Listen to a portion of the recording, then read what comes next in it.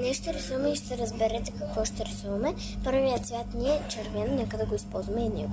Готови сме с червения цвят, следващия цвят ни е оранж. Готови сме с оранжевото, следващия цвят ни е жълто.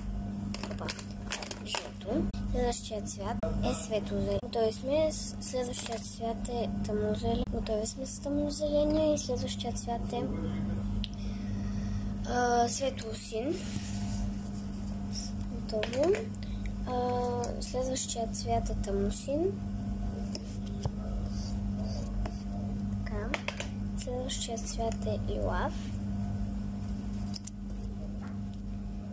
Сме готови. Сме готови с лилавия, не сме го довършили. И ще напиша коя част е това и ще продължим с следващата част, защото като изчакаме да изсъхне, имаме още една част да снимаме. И ще